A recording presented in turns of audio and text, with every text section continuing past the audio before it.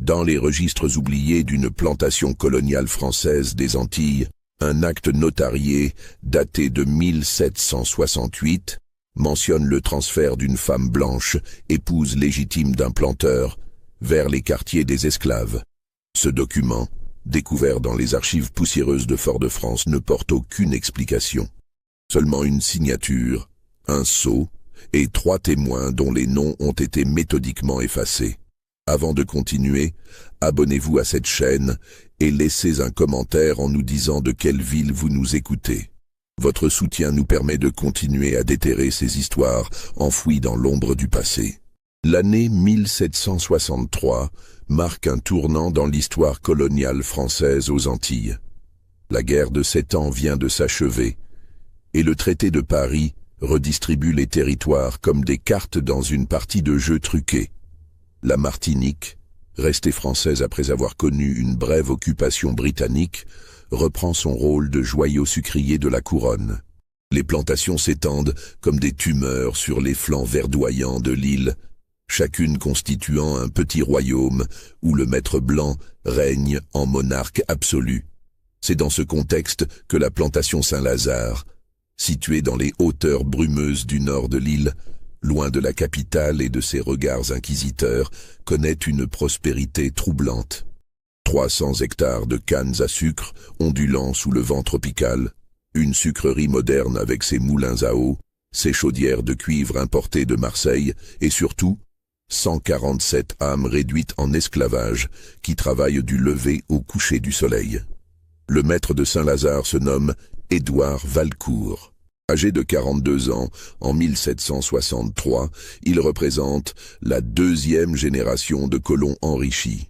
Son père, armateur marseillais reconverti dans le commerce triangulaire, avait acheté ses terres en 1728, alors que l'île connaissait encore les affres de ses premiers développements. Édouard a hérité non seulement d'une fortune considérable, mais aussi d'une réputation de dureté impitoyable envers sa main-d'œuvre servile. Les témoignages fragmentaires qui subsistent dans les correspondances privées de l'époque le décrivent comme un homme de stature imposante, le visage marqué par les excès du climat tropical et du rhum, les yeux d'un bleu délavé qui semble toujours jugé et condamné. Il porte constamment un fouet à pommeau d'argent à sa ceinture, moins par nécessité que par symbole de son pouvoir absolu. Les quelques visiteurs qui ont séjourné à Saint-Lazare évoquent dans leurs journaux un malaise indéfinissable qui imprègne la propriété. Une tension permanente entre la beauté luxuriante du paysage et la cruauté institutionnalisée qui gouverne chaque aspect de la vie quotidienne. La grande maison coloniale, construite en pierre de taille blanchie à la chaux, domine la plantation du haut d'une colline. Ses galeries à colonnades offrent une vue panoramique sur les champs de canne et, au-delà, sur la mer des Caraïbes, dont les eaux turquoises contrastent violemment avec l'enfer quotidien de ceux qui travaillent sous le fouet du soleil. À l'intérieur, les pièces vastes et fraîches abritent un mobilier importé de France, des tapisseries flamandes, une bibliothèque garnie d'ouvrages philosophiques que personne ne lit et une collection impressionnante d'armes à feu exposées dans le grand salon comme autant de menaces silencieuses. Marguerite Valcourt, née de Villiers, est arrivée de France en 1758 pour épouser Édouard dans le cadre d'un arrangement entre familles de négociants. Les lettres qu'elle adressait à sa mère durant les premiers mois de son mariage, retrouvées dans les archives familiales de Nantes, révèlent une jeune femme de 23 ans, confrontée à un monde dont elle n'avait aucune conception. Elle décrit avec une naïveté poignante la chaleur étouffante, les moustiques, la langue créole qu'elle ne comprend pas, et surtout, la violence quotidienne qu'elle découvre avec horreur. Mais le ton de ces lettres change progressivement. Après 1760, elles se font plus rares, plus prudentes. Elle ne parle plus des esclaves, ne mentionne plus les punitions auxquelles elle assiste malgré elle. Ses descriptions se limitent au climat, aux réceptions données pour les autres planteurs, aux nouvelles robes qu'elle fait confectionner. Puis, en 1762, les lettres cessent complètement. Marguerite est décrite par les rares témoins de l'époque comme une femme de forte corpulence, ce qui à l'époque constituait paradoxalement un signe de statut et de prospérité dans les milieux coloniaux aisés. Sa silhouette généreuse contrastait avec la maigreur des esclaves affamés, renforçant visuellement la hiérarchie sociale brutale qui structurait la plantation. Elle mesurait près d'1,70 m, taille considérable pour une femme de son époque, et son poids dépassait probablement les 100 kg selon les standards de corsetage décrits dans les inventaires après décès. Dans ce monde régi par la violence et la terreur quotidienne, un homme se distingue par sa condition particulière qui le place dans une zone d'ombre entre l'humanité reconnue et l'asservissement total. Les registres de la plantation l'identifient simplement comme « Petit Jacques », sans patronyme, sans origine précise. Les inventaires le décrivent avec cette froideur administrative qui caractérise les documents de l'époque. Nègre créole, affligé de nanisme, âgé d'environ 28 ans, habile aux travaux domestiques de la grande maison. Jacques mesure à peine 1,20 m. Sa condition physique, rare parmi la population servile de la plantation, lui a paradoxalement évité les travaux mortels des champs de canne pour le cantonner aux tâches domestiques de la grande maison. Il sert à table, entretient les appartements, aide aux cuisines sous la supervision du cuisinier en chef. Sa petite taille en fait une présence presque invisible, un meuble humain que les Valcourt et leurs invités mentionnent à peine dans leurs conversations, comme si sa différence physique le rendait transparent.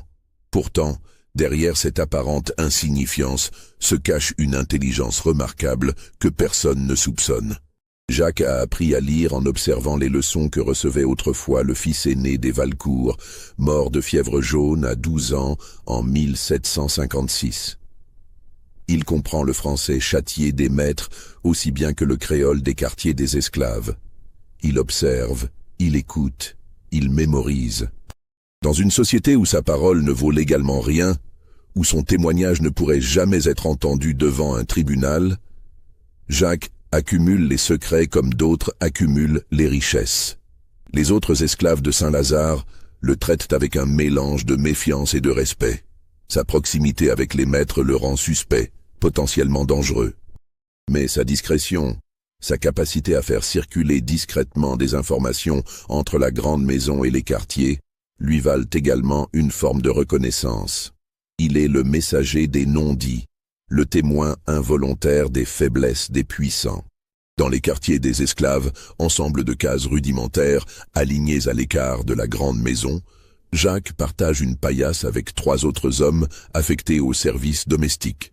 Les conditions y sont moins inhumaines que dans les cases des travailleurs des champs, mais l'humiliation quotidienne, la violence arbitraire, la réduction systématique de son humanité ronge son âme comme l'eau salée corrode le fer. La plantation Saint-Lazare fonctionne selon un système de terreur minutieusement orchestré. Chaque matin, avant l'aube, la cloche de la sucrerie résonne, arrachant les esclaves à leur sommeil trop bref. Les commandeurs, eux-mêmes des esclaves promus à cette fonction terrible en échange de maigres privilèges, font l'appel et organisent les équipes de travail. Le moindre retard, la moindre lenteur, la moindre marque de fatigue se paie immédiatement par le fouet, les fers, ou pire encore, les punitions à Saint-Lazare ont acquis une réputation sinistre même parmi les autres plantations de l'île.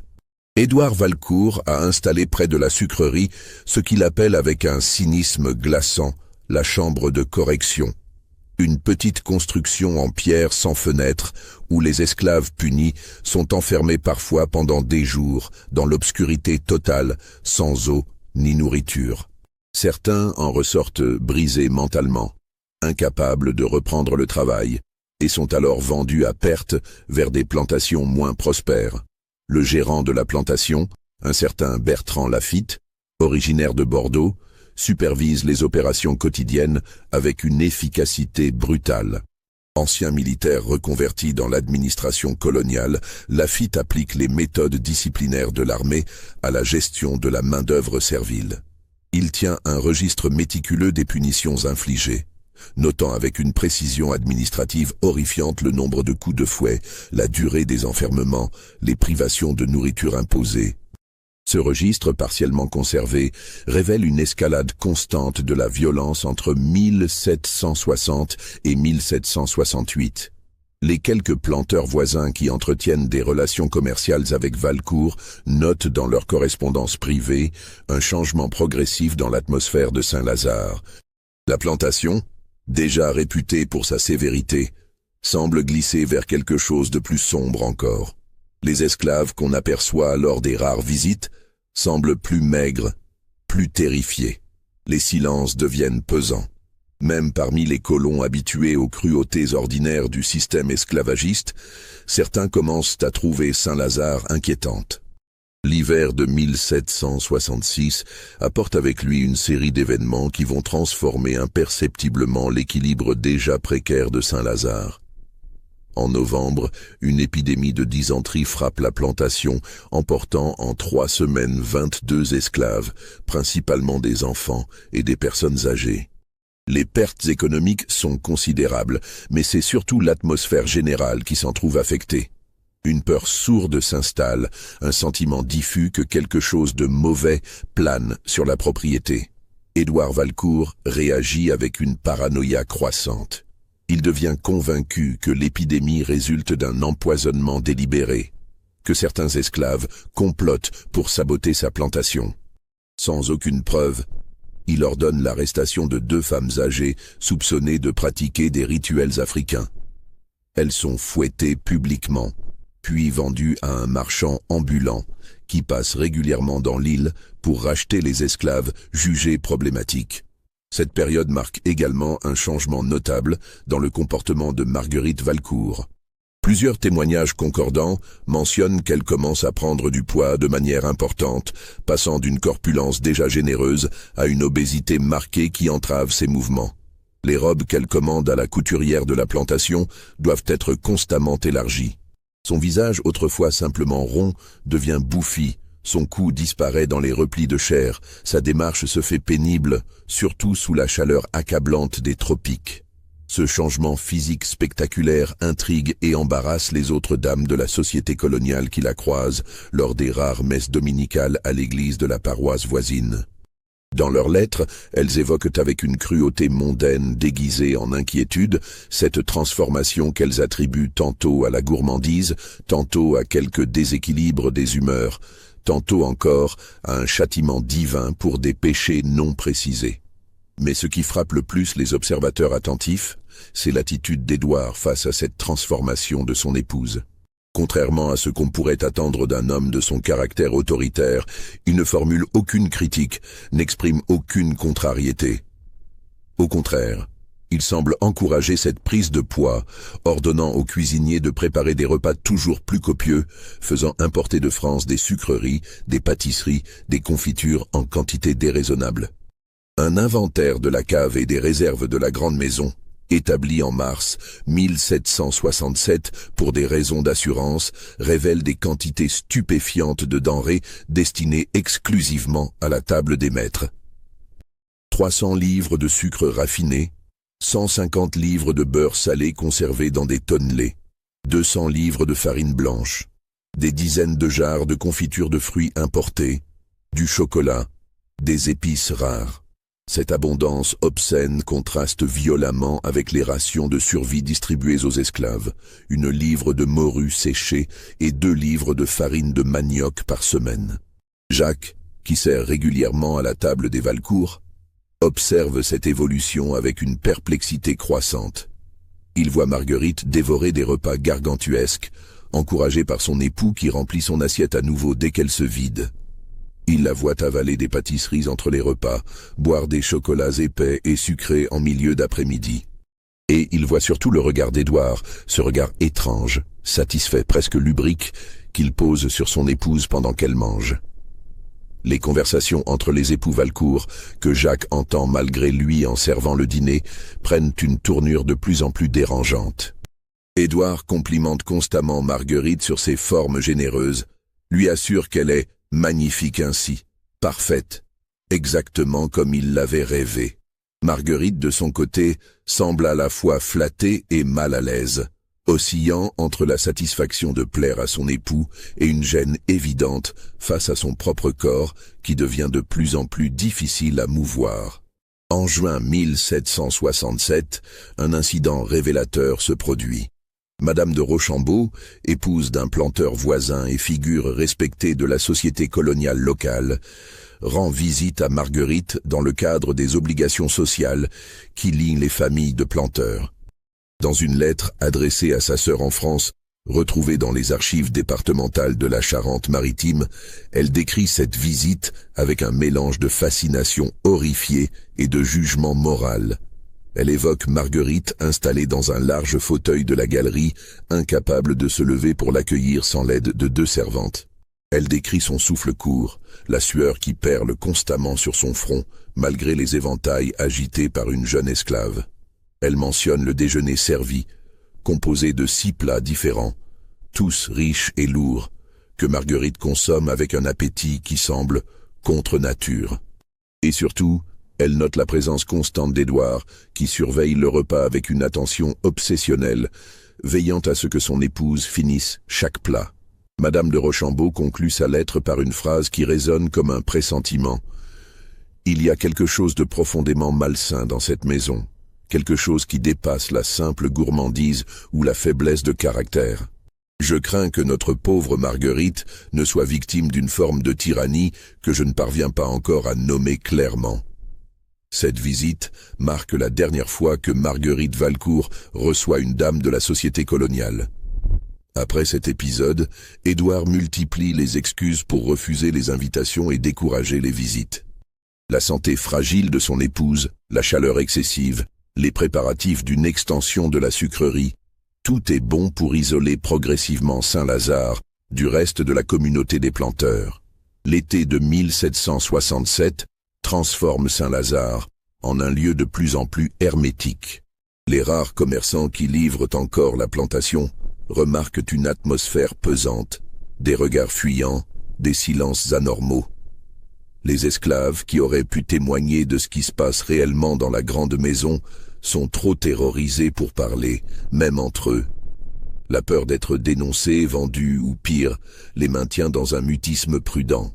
Jacques, cependant, continue d'observer.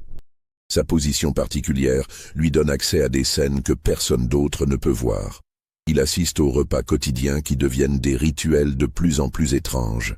Édouard ne mange presque plus lui-même, se contentant de regarder Marguerite consommer d'énormes quantités de nourriture. Il commente chaque bouchée, l'encourage, la félicite. Parfois, il pose sa main sur le ventre distendu de son épouse, comme pour évaluer sa croissance, avec un sourire satisfait. Les nuits à Saint-Lazare deviennent le théâtre de bruits troublants.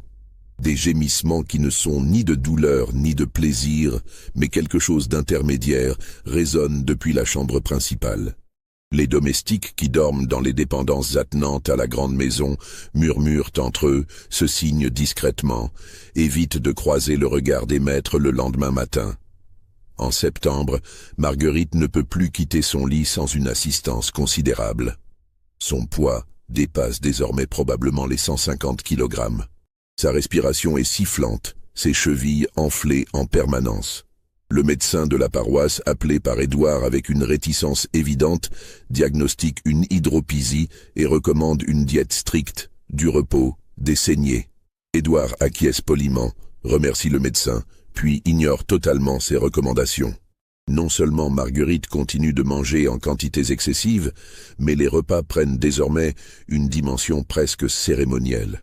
Édouard ordonne qu'il soit servi uniquement par Jacques, écartant les autres domestiques. Il veut de la discrétion, dit-il, de l'intimité. Les plateaux que Jacques transporte jusqu'à la chambre principale sont toujours démesurément chargés. Viandes en sauce, pâtisseries crémeuses, fruits confits, chocolat, vins liquoreux. C'est pendant ces allers-retours constants entre les cuisines et la chambre que Jacques commence à percevoir la véritable nature de ce qui se trame. Il surprend des fragments de conversation, des phrases lâchées qui, prises isolément, ne signifiaient rien, mais qui, assemblées patiemment dans son esprit, composent un tableau de plus en plus perturbant. Édouard parle à Marguerite comme on parle à un enfant ou à un animal que l'on dresse. Il la félicite quand elle termine son assiette, la réprimande doucement quand elle hésite. Il évoque leur projet commun, ce qu'ils construisent ensemble, la perfection à atteindre. Marguerite, de son côté, semble prisonnière d'un état mental ambigu, entre la soumission résignée et une forme de détachement cotonneux, comme si son esprit s'était retiré quelque part où la réalité de sa condition ne pouvait plus l'atteindre. Un soir d'octobre, alors que Jacques débarrasse les restes du dîner, il entend Édouard prononcer une phrase qui le glace. « Bientôt, tu seras prête. Bientôt, tout sera accompli comme je l'ai prévu depuis le début. » Prête pourquoi? Jacques n'ose pas imaginer. Mais il sent, avec cette intuition aiguisée que développent ceux qui vivent constamment sous la menace, qu'un événement terrible se prépare. Il observe Édouard avec plus d'attention encore, note ses absences de la grande maison, ses longues conversations chuchotées avec Laffitte le gérant, les regards étranges qu'il pose désormais sur lui. Jacques, comme s'il le jaugeait, comme s'il évaluait quelque chose. Le mois de novembre 1767 apporte un changement subtil mais décisif dans la routine de Saint-Lazare.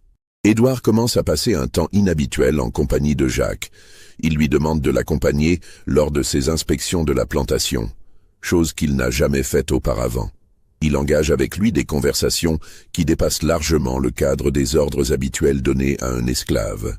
Ces conversations, initialement anodines, deviennent progressivement plus personnelles. Édouard questionne Jacques sur son passé, ses origines, sa vision du monde.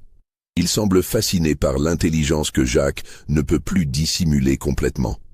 Il découvre que son esclave domestique sait lire, écrire même, qu'il comprend les subtilités du français classique.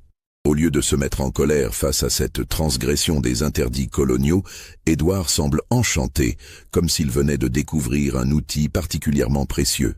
Jacques, de son côté, oscille entre la peur et une forme de curiosité malsaine. Il sait qu'aucune attention particulière d'un maître envers un esclave ne peut présager rien de bon. Mais il est aussi humain, et l'attention, même venant d'un homme qu'il a toutes les raisons de haïr, éveille en lui des émotions contradictoires. Pour la première fois depuis des années, quelqu'un s'adresse à lui comme à une personne, pas comme à une propriété. Édouard commence à lui confier des tâches qui dépassent ses fonctions habituelles.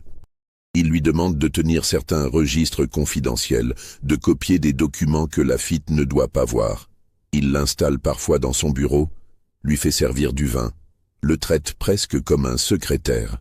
Cette élévation soudaine ne passe pas inaperçue. Les autres esclaves domestiques le regardent désormais avec méfiance et envie. Laffitte le gérant l'observe avec une hostilité mal dissimulée, voyant dans cette faveur inexpliquée une menace pour sa propre position. Un soir de décembre, alors que Jacques transcrit des comptes dans le bureau d'Édouard, le maître aborde enfin le sujet qui, Jacques le comprend soudain, était l'objectif de toutes ces semaines de préparation psychologique. Édouard se sert un verre de rhum, en propose un à Jacques, transgression ahurissante des codes sociaux coloniaux, et commence à parler avec une franchise brutale. Il évoque son mariage avec Marguerite, arrangé par les familles, sans aucune considération pour les sentiments des intéressés. Il décrit sa déception à la découverte d'une épouse qu'il trouve initialement insignifiante, banale, sans aucune qualité qui pourrait éveiller son intérêt. Il confesse avoir développé au fil des années des désirs qu'il qualifie lui-même d'inhabituels. Des fantasmes qui l'obsèdent et qu'il ne peut satisfaire dans le cadre conventionnel de son mariage. Jacques écoute, paralysé par un mélange de fascination et d'horreur. Édouard continue, évoquant sa découverte progressive que Marguerite pourrait être transformée, modelée selon ses désirs, si seulement il appliquait la bonne méthode, la bonne pression, la bonne manipulation. La prise de poids n'est pas un accident, pas une conséquence de la gourmandise, mais un projet délibéré, une transformation consciemment orchestrée sur plusieurs années. Puis Édouard en vient au cœur de son propos, et Jacques comprend enfin pourquoi il a été choisi, pourquoi il a été préparé par ces semaines de familiarité progressive. Édouard a besoin d'un complice pour l'étape finale de son plan, quelqu'un qui soit à la fois assez intelligent pour comprendre ce qu'on attend de lui, assez désespéré pour ne pas refuser, et surtout assez dépourvu de droits juridiques pour ne jamais pouvoir témoigner contre lui. Le maître expose sa proposition avec le même détachement froid qu'il mettrait à négocier un contrat commercial. Il veut que Jacques devienne l'amant de Marguerite. Il veut observer cette union contre nature, ce mélange des corps qui transgresse tous les tabous de la société coloniale. Il veut posséder sa femme à travers le regard d'un autre, à travers l'humiliation et la transgression absolue. En échange, Édouard promet à Jacques ce qu'aucun esclave de Saint-Lazare n'a jamais osé espérer. Des privilèges considérables, une vie relativement confortable et surtout, la protection contre les châtiments arbitraires qui constituent le quotidien des autres esclaves. Il ne promet pas la liberté. Ce serait trop dangereux, trop susceptible d'éveiller les soupçons, mais une existence à la frontière entre l'esclavage et une forme d'humanité reconnue. Jacques ne répond pas immédiatement. Que pourrait-il répondre? Refuser serait suicidaire, accepter serait se damner. Il demande à réfléchir, et Édouard, avec un sourire qui révèle qu'il sait déjà quelle sera la réponse, lui accorde 2 jours. Ces 2 jours sont un enfer pour Jacques. Il ne peut en parler à personne, ne peut chercher conseil nulle part. Il tourne en rond dans les quartiers des esclaves, évitant les regards curieux de ses compagnons d'infortune qui sentent qu'il lui arrive quelque chose, mais ne peuvent deviner quoi. Il pense à refuser, à s'enfuir dans les montagnes où se cachent parfois des esclaves en fuite, les nègres marrons, comme on les appelle. Mais il sait que les chances de survie dans les montagnes sont minces, que les chasseurs d'esclaves finissent toujours par retrouver les fugitifs. Il pense aussi à Marguerite. Que sait-elle exactement des plans de son époux? Est-elle consentante, complice ou victime? Les bribes de conversation qu'il a entendues suggèrent une femme psychologiquement brisée, manipulée sur des années, jusqu'à perdre toute capacité de résistance. Peut-être qu'accepter la proposition d'Édouard ne serait qu'ajouter une couche supplémentaire d'humiliation à une existence déjà entièrement construite sur l'humiliation. Le 2e soir, Jacques prend sa décision. Il acceptera. Non par désir, non par cupidité, mais parce que dans l'univers sans issue de l'esclavage colonial, toute opportunité de survie moins misérable doit être saisie, quel que soit le prix moral et la compromission qu'elle implique. Il se persuade qu'il n'a pas vraiment le choix, que dans un système qu'il a dépouillé de son humanité juridique, il ne peut pas être tenu responsable des actes qu'on le force à commettre. Cette rationalisation ne soulage en rien le dégoût qu'il éprouve envers lui-même. Si cette histoire vous donne des frissons, n'hésitez pas à liker cette vidéo et à commenter ce que vous pensez qu'il va se passer. Votre engagement nous aide à continuer ce travail de mémoire. Le 1er janvier 1768 marque le début de ce qu'Édouard appelle, avec un cynisme révoltant, l'arrangement. Jacques reçoit l'ordre de se présenter dans les appartements privés des Valcourt chaque soir après le dîner. Une petite chambre adjacente à la chambre principale lui est attribuée, luxe inouï pour un esclave, mais qui sert surtout à le garder à portée de main pour les caprices du maître. La première rencontre intime est un cauchemar que Jacques ne parviendra jamais à effacer de sa mémoire. Marguerite est installée dans le lit conjugal, son corps massif à demi couvert de draps de lin fin. Son visage exprime une confusion totale, un détachement qui suggère qu'elle a été droguée ou qu'elle s'est elle-même dissociée mentalement de ce qui va suivre. Édouard est assis dans un fauteuil près du lit, un verre de rhum à la main, les yeux brillants d'une excitation malade. Il donne des instructions précises, détaillées, obscènes. Il veut tout contrôler, tout orchestrer. Jacques doit accomplir des actes qui le révulsent. Toucher ce corps dont chaque repli de chair semble accuser silencieusement toutes les violences de ce système colonial. Marguerite ne réagit presque pas, se laisse manipuler comme une poupée de chair, émettant parfois de faibles gémissements qui pourraient être de protestation ou de résignation. Impossible à distinguer. Édouard commente chaque geste, chaque mouvement, avec une précision clinique qui transforme l'acte en une sorte d'expérience scientifique perverse. Il prend des notes dans un petit carnet en cuir qu'il garde toujours près de lui, consignant ses observations avec le même sérieux qu'un naturaliste étudiant des spécimens. Cette dimension de documentation froide ajoute une couche supplémentaire d'horreur à une situation déjà insoutenable. Les semaines suivantes établissent une routine cauchemardesque. 3 ou 4 fois par semaine, Jacques est convoqué dans la chambre principale. Les scènes se répètent avec des variations mineures dictées par les fantaisies changeantes d'Édouard. Parfois, le maître exige que Jacques décrive à voix haute ce qu'il ressent, forçant ainsi une verbalisation de l'humiliation qui la rend encore plus concrète, plus réelle. D'autres fois, il impose des positions spécifiques, des durées précises, transformant l'intimité en performance chronométrée. Marguerite, de son côté, semble s'enfoncer de plus en plus profondément dans une sorte de léthargie psychologique. Elle mange toujours autant, encouragée par Édouard qui voit dans sa corpulence croissante l'accomplissement de son fantasme. Elle a dépassé désormais les 170 kg. Son corps devenu si volumineux qu'elle ne peut plus se mouvoir seule.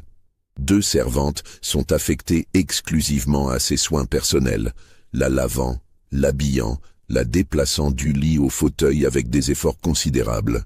Jacques observe qu'elle ne parle presque plus.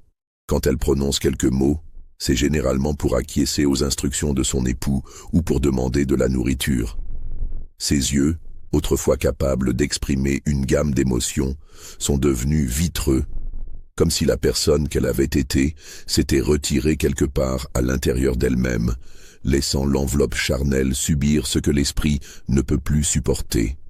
La situation ne demeure pas secrète longtemps malgré les précautions d'Édouard. Dans une plantation, rien ne reste vraiment caché. Les domestiques parlent entre eux, échangent des regards, communiquent par silence éloquent. Les esclaves des quartiers comprennent rapidement que Jacques bénéficie d'un statut spécial et en déduisent qu'il doit rendre des services particuliers au maître. Personne ne connaît les détails exacts, mais les rumeurs circulent, chacun ajoutant sa propre interprétation aux fragments d'informations glanés. Laffitte, le gérant, est probablement celui qui comprend le mieux ce qui se passe réellement. Son ressentiment envers Jacques croît de jour en jour. Il multiplie les remarques acerbes, les humiliations mesquines, cherchant à rappeler à Jacques sa condition véritable d'esclave, malgré les privilèges apparents dont il jouit. Cette hostilité crée une tension permanente qui rend l'existence de Jacques encore plus pénible. En février 1768, un incident révèle à quel point l'équilibre précaire de Saint-Lazare est devenu instable. Une jeune esclave affectée au service de Marguerite, nommée Thérèse, est surprise par Laffitte en train de discuter avec d'autres esclaves, des scènes qu'elle a involontairement aperçues dans la chambre des maîtres. Laffitte la traîne immédiatement devant Édouard pour la dénoncer. La punition est d'une cruauté exemplaire. Édouard ordonne que Thérèse soit fouettée publiquement devant tous les esclaves de la plantation, puis enfermée dans la chambre de correction pendant 3 jours sans eau ni nourriture. Le message est clair. Tout ce qui se passe dans la grande maison doit rester strictement confidentiel sous peine de châtiment terrible. Quand Thérèse est finalement libérée, elle est à moitié morte de soif et de terreur.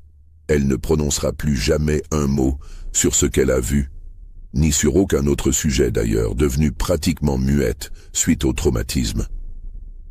Cet épisode traumatise profondément Jacques. Il se sent directement responsable de la souffrance de Thérèse, même s'il n'a rien fait pour la provoquer. Sa complicité forcée avec Édouard le transforme en instrument de la tyrannie du maître, le rendant complice d'un système qu'il abhorre. Cette prise de conscience érode ce qui reste de sa capacité à se justifier moralement, le plongeant dans un désespoir de plus en plus profond. Les nuits deviennent impossibles. Jacques ne dort presque plus, hanté par les images des scènes auxquelles il participe malgré lui. Il développe des tremblements incontrôlables, des crises d'angoisse qui le laissent pantelant dans l'obscurité de sa petite chambre. Il envisage le suicide, pense à se pendre avec les draps de son lit ou à se jeter du haut d'une des tours de la sucrerie. Seule une forme d'instinct de survie primitif, plus fort que sa volonté consciente, l'empêche de passer à l'acte. En mars, Édouard introduit une nouvelle dimension à son arrangement pervers. Il commence à exiger que Jacques reste dormir dans la chambre principale après les séances, installé sur une paillasse au pied du lit conjugal. Cette proximité forcée pendant les heures de sommeil ajoute une couche supplémentaire d'humiliation et de contrôle. Jacques devient littéralement un meuble de la chambre, une possession parmi d'autres, constamment accessible pour satisfaire les caprices du maître. C'est durant ces longues nuits d'insomnie que Jacques entend les conversations nocturnes entre Édouard et Marguerite. Parfois, dans le silence de la nuit tropicale troublée seulement par les cris des insectes et le bruissement des palmes, Marguerite semble retrouver momentanément une forme de lucidité. Elle murmure des questions qui révèlent qu'elle n'est pas aussi détachée qu'elle le paraît. « Pourquoi me fais-tu cela? Qu'ai-je fait pour mériter ce traitement? Quand tout cela finira-t-il » Les réponses d'Édouard sont toujours les mêmes, répétées avec une patience qui confine à la folie. « Tu es parfaite ainsi. Tu accomplis ton destin. Bientôt, tout sera achevé et tu comprendras. » Ces phrases cryptiques obsèdent Jacques. Qu'entend Édouard par « achevé » ? Quel destin Marguerite est-elle censée accomplir? Ces questions sans réponse ajoutent une dimension d'angoisse anticipatrice à l'horreur quotidienne. Le printemps de 1768 apporte des changements subtils mais significatifs dans le comportement d'Édouard. Il devient de plus en plus préoccupé par des questions d'héritage et de succession. Et il convoque un notaire de Fort-de-France, maître Guillaume Ferrand, pour réviser son testament. Les discussions entre les deux hommes, que Jacques entend partiellement en servant le café, tournent autour de dispositions complexes concernant la plantation et ses biens.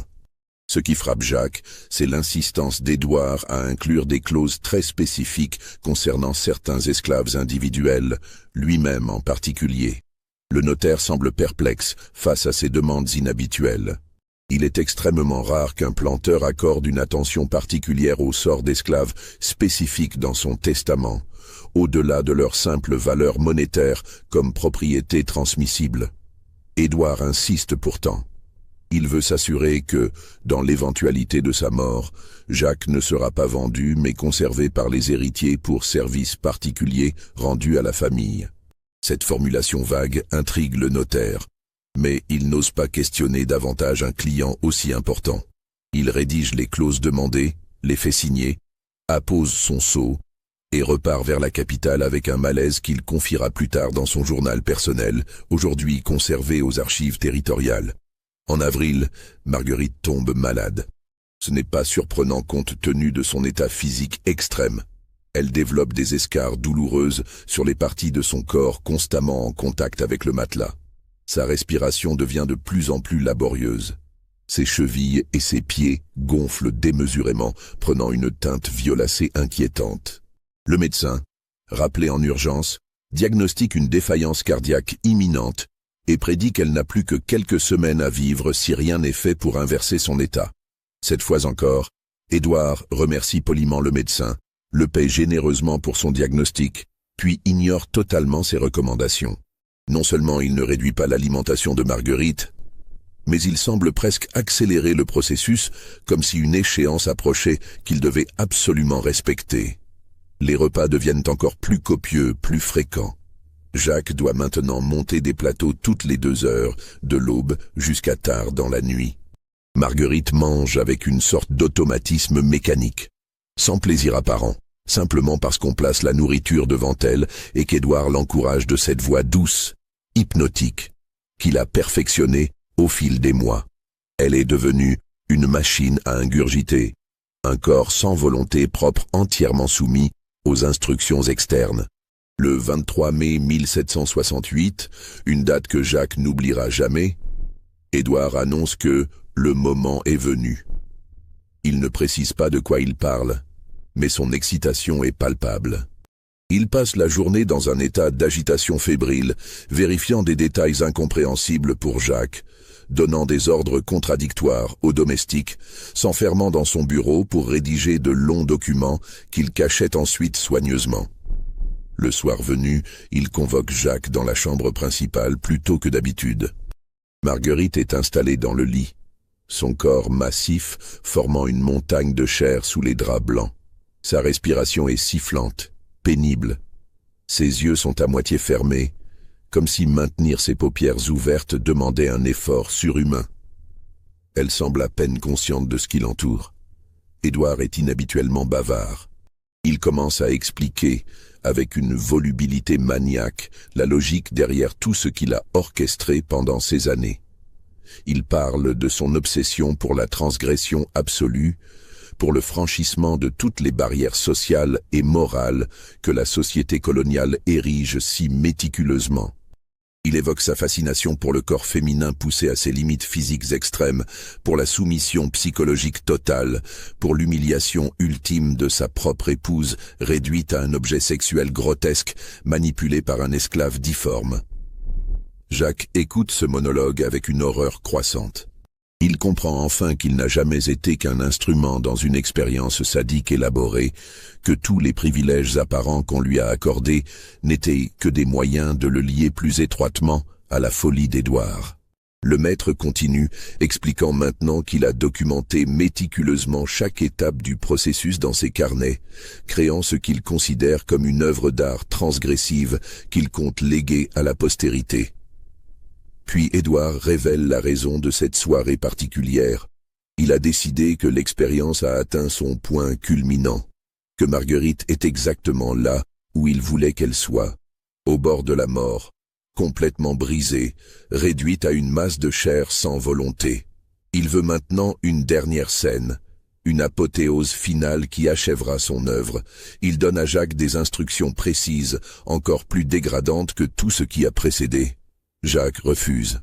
Pour la première fois depuis le début de cet arrangement infernal, il trouve en lui le courage de dire non. Il ne peut plus, ne veut plus continuer.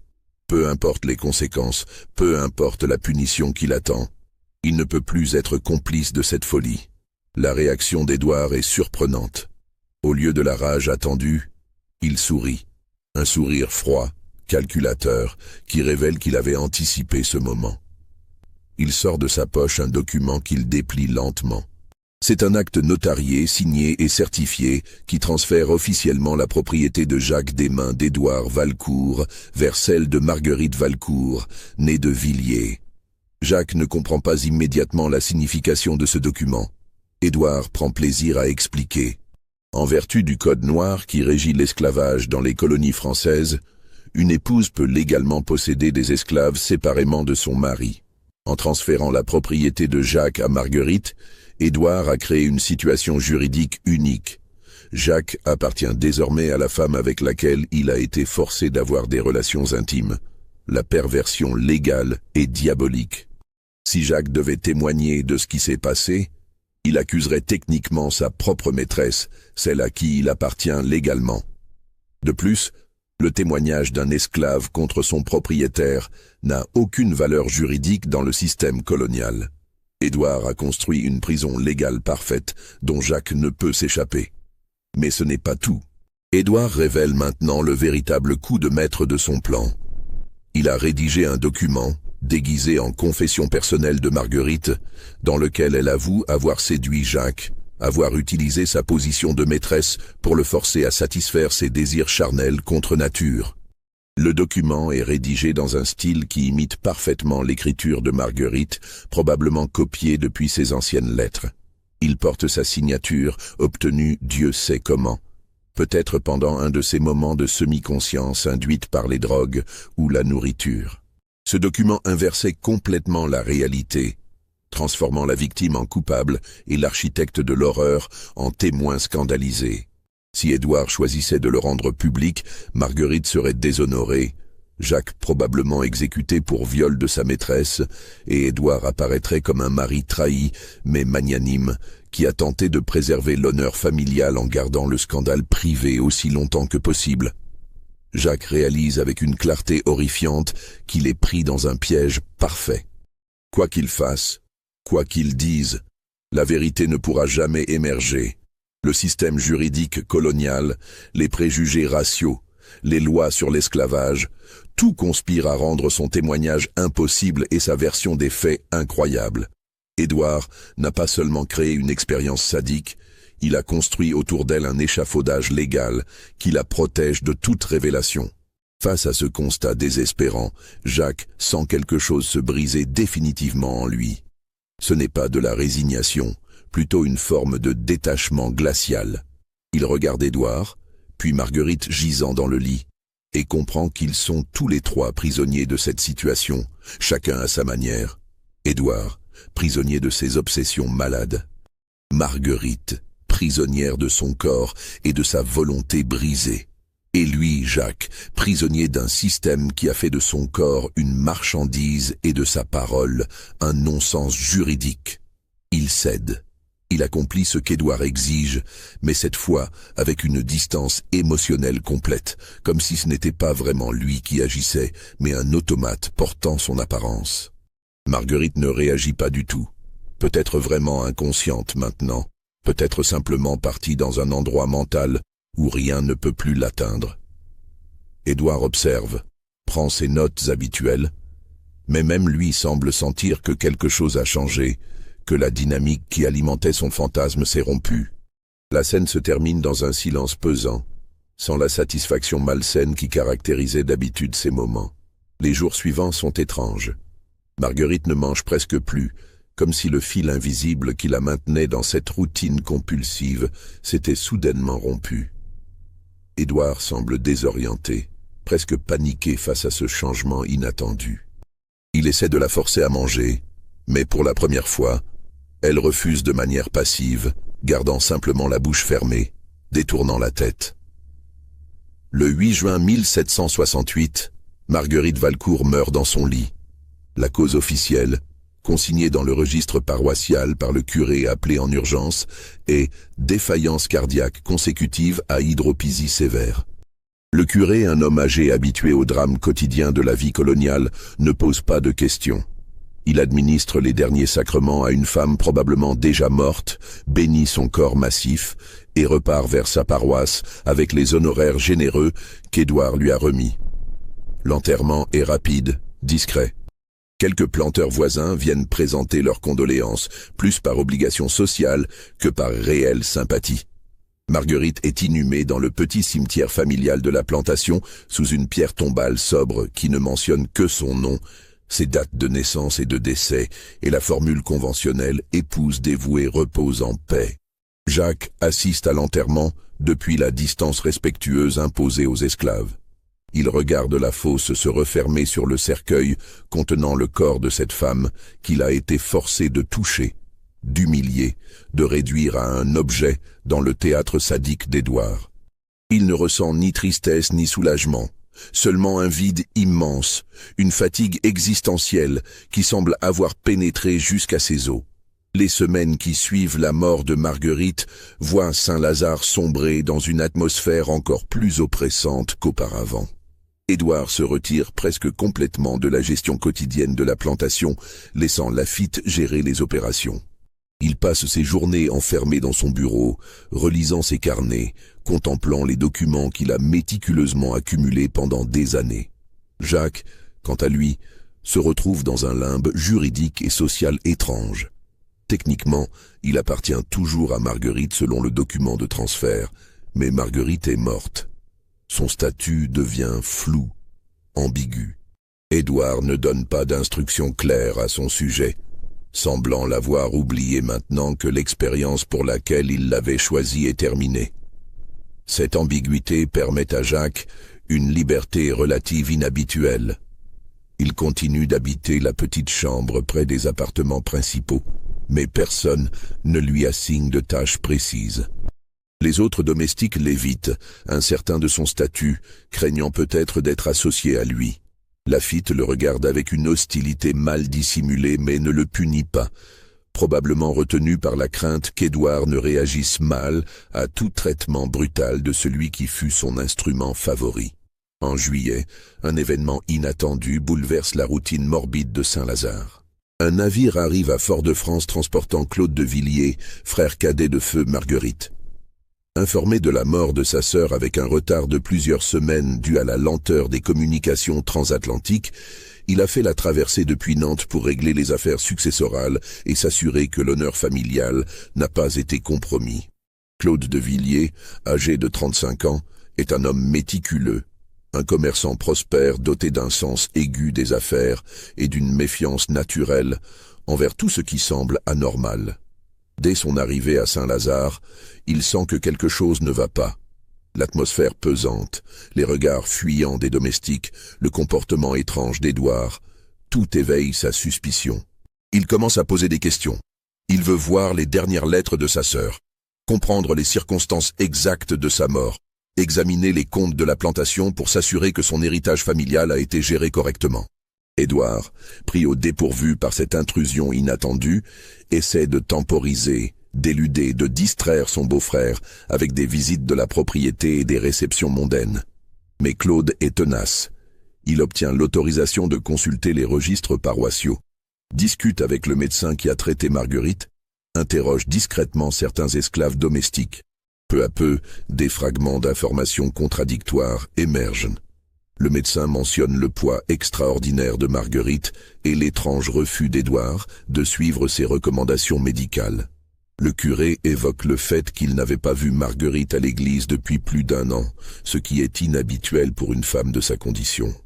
Les domestiques, interrogés avec une certaine habileté, laissent échapper des remarques ambiguës sur les arrangements spéciaux de la maison et le petit domestique qui servait exclusivement les maîtres. Claude n'obtient jamais une image complète de ce qui s'est réellement passé. Comment le pourrait-il? Les véritables témoins sont soit terrorisés au point de ne pouvoir parler, soit juridiquement incapables de témoigner. Mais il en apprend suffisamment pour concevoir un profond malaise, une certitude intuitive que sa sœur a subi quelque chose de terrible dans cette plantation isolée. Il confronte Édouard lors d'une soirée tendue dans le grand salon de Saint-Lazare.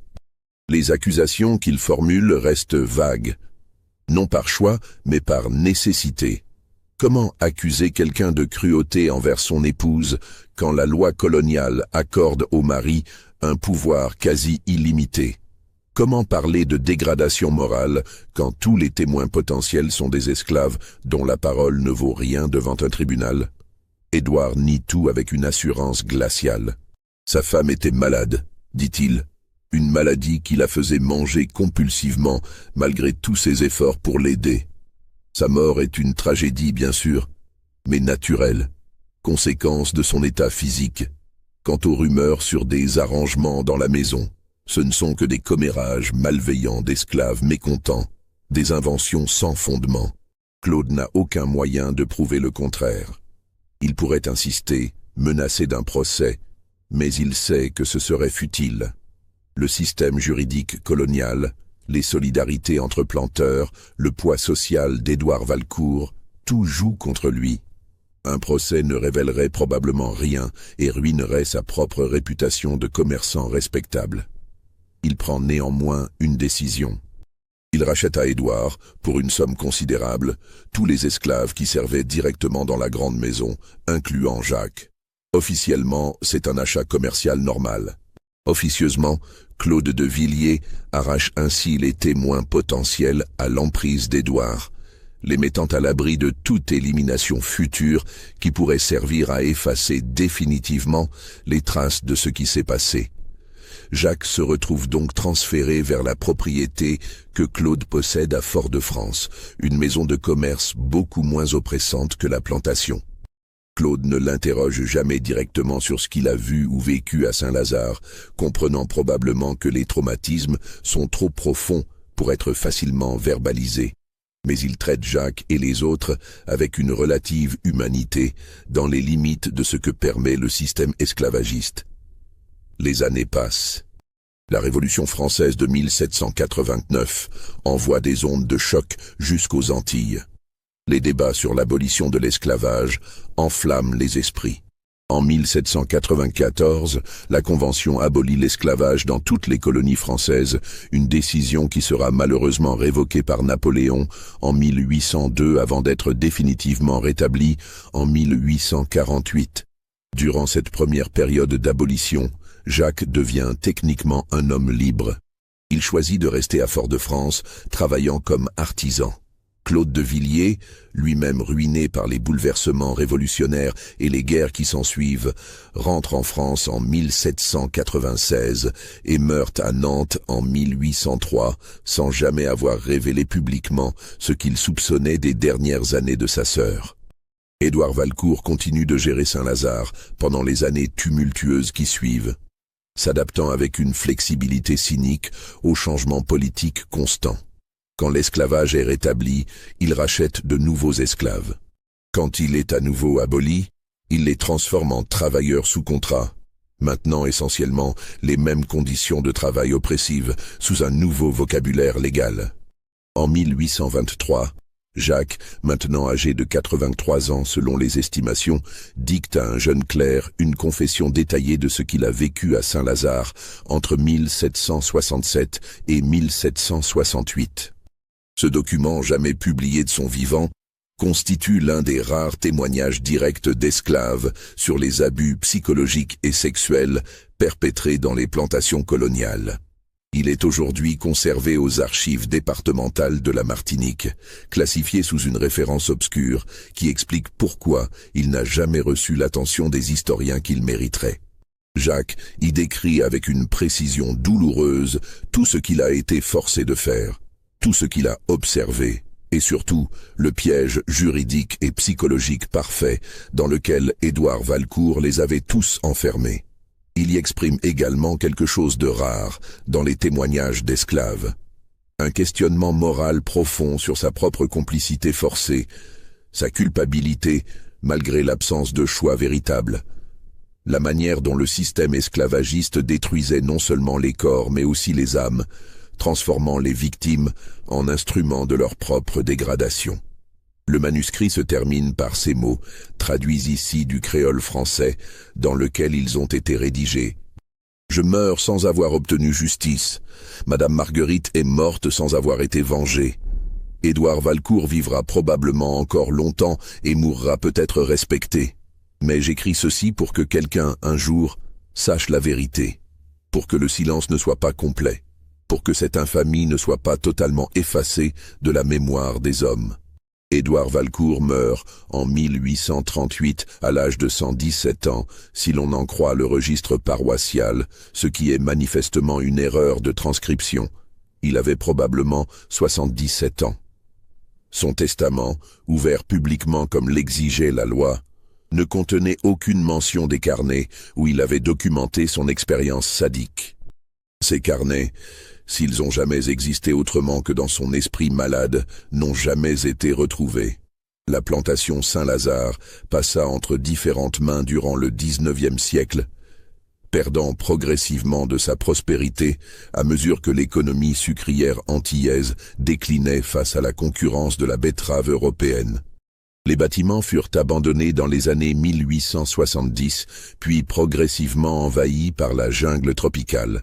Aujourd'hui, seules quelques ruines subsistent, visitées occasionnellement par des randonneurs ignorant l'histoire sombre du lieu. Le document rédigé par l'acte notarié de 1768, celui qui transférait la propriété de Jacques à Marguerite, fut découvert en 1987 lors d'un inventaire systématique des archives coloniales de Fort-de-France. Son existence, confirmée par les sceaux et signatures authentiques, pose aux historiens une question troublante. Pourquoi un planteur effectuerait-il un tel transfert de propriété d'un esclave spécifique à son épouse quelques mois seulement avant la mort de cette dernière? Les quelques historiens qui ont examiné ce document ont proposé diverses interprétations, aucune pleinement satisfaisante. Certains suggèrent des raisons fiscales complexes, d'autres évoquent un caprice inexpliqué. Aucun n'a fait le lien avec le témoignage de Jacques, enterré dans une section différente des archives, sous une classification qui le rend pratiquement invisible aux recherches conventionnelles. En 1992, une chercheuse française travaillant sur les structures familiales dans les plantations coloniales, Marie-Christine Dubois, tomba par hasard sur le témoignage de Jacques alors qu'elle explorait systématiquement les documents non catalogués des archives martiniquaises.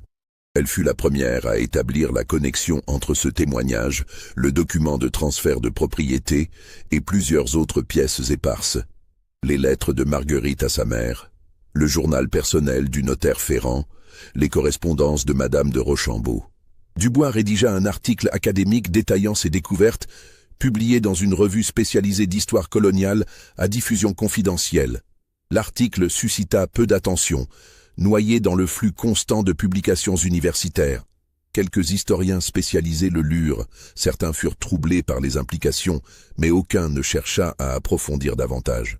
L'histoire était trop sombre, trop dérangeante, trop difficile à vérifier de manière absolument certaine. Car c'est là le terrible génie du crime parfait conçu par Édouard Valcourt. Même découvert, même documenté, il reste invérifiable selon les standards de preuve historique rigoureux. Le témoignage de Jacques pourrait être un faux, une invention, une exagération. Les autres documents peuvent être interprétés différemment. L'absence de corps exhumé, l'impossibilité d'interroger les témoins morts depuis 2 siècles, tout conspire à maintenir l'histoire dans une zone grise entre le probable et le certain. Les descendants de Claude de Villiers, contactés par Dubois lors de ses recherches, refusèrent catégoriquement de commenter ou d'autoriser l'accès à d'éventuelles archives familiales privées. La famille Valcourt, quant à elle, s'était dispersée et apparemment éteinte au cours du XIXe siècle, ne laissant aucun héritier direct qui pourrait être interrogé. Ainsi, l'histoire de Saint-Lazare demeure-t-elle ce qu'elle a toujours été, une ombre dans l'histoire coloniale, un témoignage fragmentaire d'une horreur qui dépasse les cruautés ordinaires d'un système déjà profondément cruel. Une interrogation sans réponse définitive sur les profondeurs de la dépravation humaine lorsque le pouvoir absolu rencontre l'obsession malade. Les rares visiteurs qui se rendent aujourd'hui sur le site des ruines de Saint-Lazare, guidés par des cartes topographiques ou des applications GPS, ne trouvent que des fondations envahies de végétation, des fragments de murs en pierre rongés par l'humidité tropicale, et un silence pesant que même les oiseaux semblent éviter. Les guides touristiques locaux ne mentionnent pas le lieu. Aucun panneau n'indique son existence, aucune plaque commémorative ne rappelle ce qui s'y est peut-être passé. Dans la société martiniquaise contemporaine, marquée par les efforts complexes de mémoire et de réconciliation avec le passé esclavagiste, l'histoire de Saint-Lazare reste taboue. Elle touche à trop de zones sensibles. La violence sexuelle, la complicité forcée des victimes, l'instrumentalisation des corps esclaves, non seulement pour le travail, mais pour les fantasmes pervers des maîtres. Ces dimensions de l'esclavage colonial, bien que probablement pas exceptionnelles, restent largement non explorées dans l'historiographie officielle. Quelques militants de la mémoire esclavagiste ont tenté d'utiliser l'histoire de Saint-Lazare comme exemple des dimensions psychologiques et sexuelles de l'oppression coloniale, mais se sont heurtés à la difficulté de prouver définitivement les faits et au malaise de nombreuses personnes face à une narration qui présente un homme noir comme complice, même forcé, d'abus contre une femme blanche. Les dynamiques raciales et de genre impliquées sont trop complexes, trop perturbantes pour être facilement intégrées dans les récits mémoriels simplifiés. Le testament spirituel de Jacques, si l'on peut appeler ainsi son témoignage dicté, pose une question qui résonne au-delà de son cas particulier. Comment juger moralement les actes commis sous la contrainte absolue de l'esclavage? Jacques était-il coupable de complicité dans l'humiliation et peut-être indirectement dans la mort de Marguerite? Ou était-il simplement une victime supplémentaire, instrumentalisée par Édouard, comme l'était Marguerite elle-même? Les philosophes moraux, qui se sont penchés sur des dilemmes similaires dans d'autres contextes historiques, les collaborateurs forcés dans les camps de concentration, les enfants soldats contraints de commettre des atrocités, les victimes de sectes destructrices manipulées jusqu'à perdre tout libre arbitre, n'offrent pas de réponse claire. La zone grise de la responsabilité morale sous contrainte extrême reste philosophiquement troublante, juridiquement problématique et humainement déchirante. Marguerite Valcourt demeure la figure peut-être la plus tragique de cette histoire. Arrachée à sa vie en France pour un mariage arrangé, transplantée dans un monde colonial dont elle ne comprenait pas les règles, isolée progressivement de tout soutien social, manipulée psychologiquement sur des années, transformée littéralement en objet dans le théâtre pervers de son époux, elle n'a laissé pratiquement aucune trace de sa propre voix. Ses lettres cessent bien avant le début de l'horreur. Son témoignage n'existe pas. Elle est morte, sans avoir pu raconter sa propre histoire. Cette absence de voix est peut-être l'aspect le plus troublant de toute l'affaire. Nous ne connaissons Marguerite qu'à travers le regard des autres. Les descriptions physiques cruelles des dames de la société coloniale, les observations cliniques du médecin, les notes obsessionnelles d'Édouard, le témoignage compatissant mais extérieur de Jacques. Qui était-elle vraiment? Qu'a-t-elle ressenti pendant ces années de transformation forcée? Jusqu'à quel point était-elle consciente de ce qui lui arrivait? Ces questions resteront à jamais sans réponse. Les féministes historiques qui ont découvert son histoire se sont heurtés à la difficulté de la raconter dans un cadre qui fasse justice à sa complexité. Marguerite était une femme blanche, donc membre de la classe oppressive dans le contexte colonial. Mais elle était aussi une femme dans une société patriarcale qui accordait aux maris un pouvoir presque illimité sur leurs épouses. Elle était victime d'abus psychologiques et physiques, mais impliquée malgré elle dans l'humiliation d'un homme noir réduit en esclavage. Ces intersections de pouvoir et d'oppression défient les catégories analytiques simples. Édouard Valcourt, quant à lui, reste une énigme même après toutes ces années. Qu'est-ce qui pousse un homme à concevoir et exécuter un tel plan sur des années? La simple cruauté ne suffit pas comme explication. Les planteurs coloniaux étaient nombreux à être cruels, mais leur cruauté était généralement fonctionnelle, au service du maintien de l'ordre esclavagiste et de la productivité économique. La cruauté d'Édouard était différente, élaborée, obsessionnelle, presque artistique dans sa conception. Les quelques psychologues qui ont examiné le cas, sur la base des documents disponibles, ont proposé diverses interprétations. Narcissisme pathologique, sadisme sexuel, besoin de contrôle absolu comme compensation pour une insécurité profonde, peut-être même une forme précoce de ce qu'on appellerait aujourd'hui un trouble de la personnalité antisociale. Mais ces étiquettes diagnostiques, appliquées rétrospectivement à travers les siècles, éclairent-elles vraiment quelque chose ou servent-elles simplement à catégoriser l'incompréhensible pour se rassurer? Une dimension troublante supplémentaire apparaît quand on considère qu'Édouard n'était probablement pas unique. Les archives coloniales, quand on les examine systématiquement avec un œil attentif aux indices discrets, révèlent d'autres cas suggérant des abus similaires.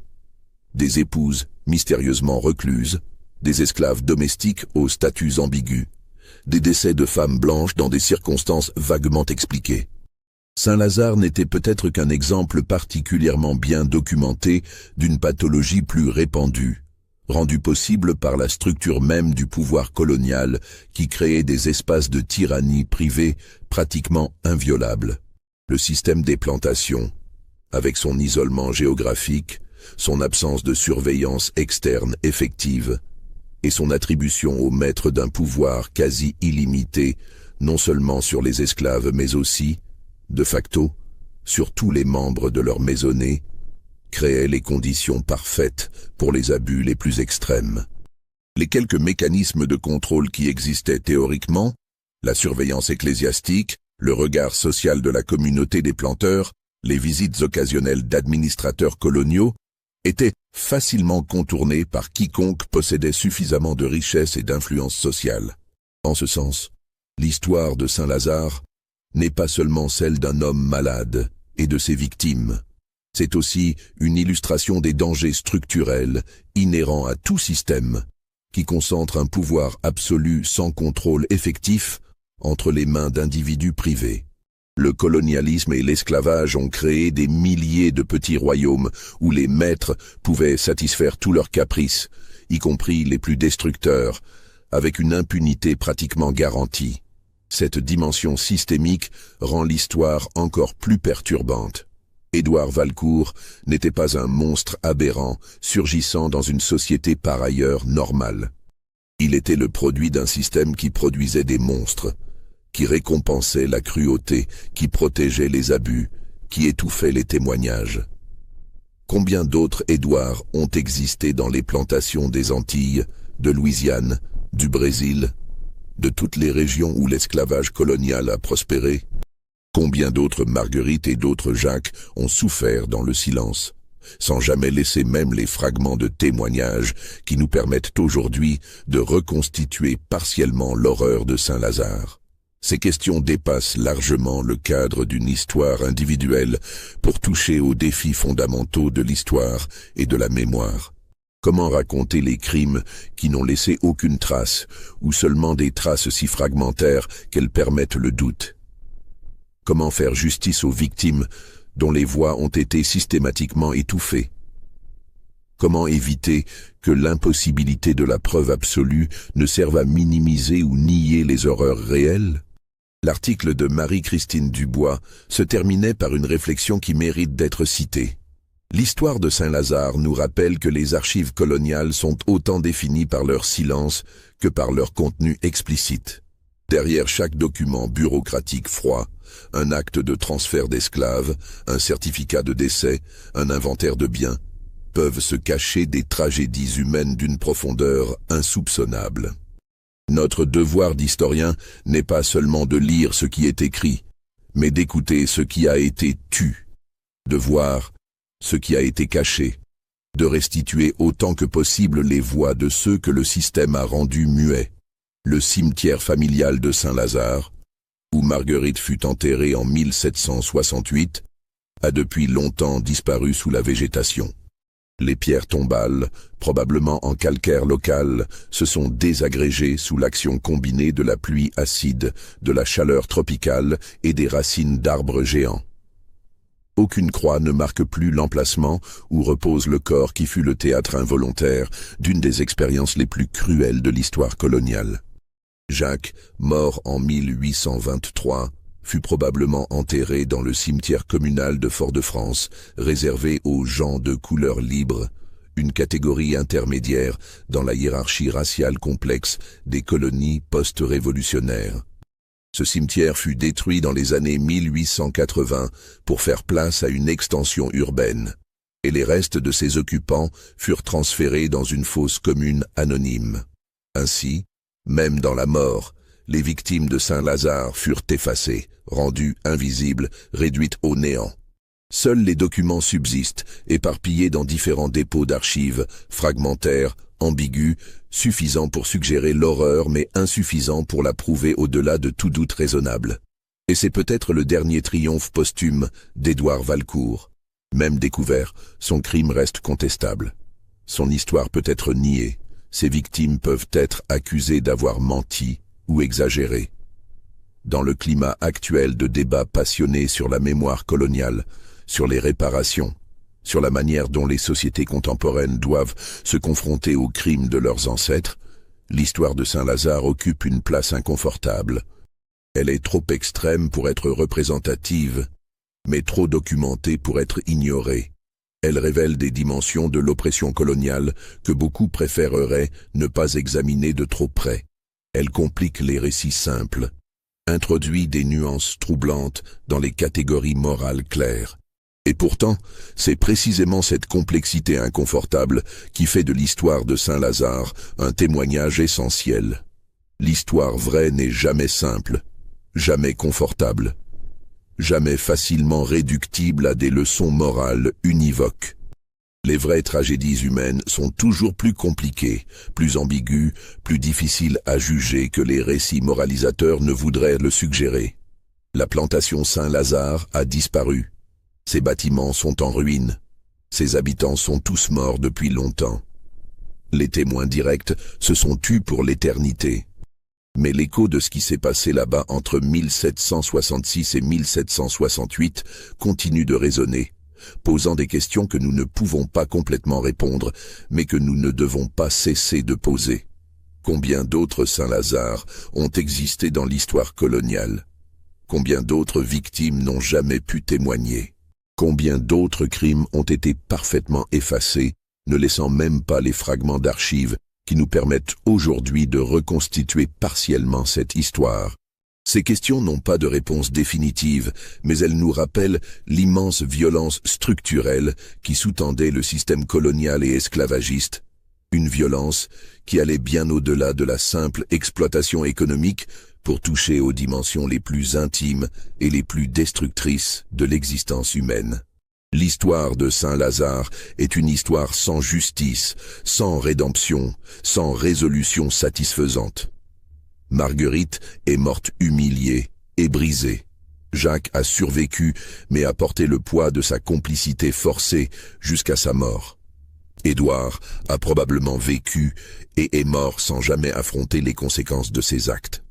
Le système qui a rendu tout cela possible a continué pendant des décennies encore, avant d'être finalement aboli. Et même après l'abolition, ces séquelles ont continué de marquer les sociétés post-coloniales pendant des générations.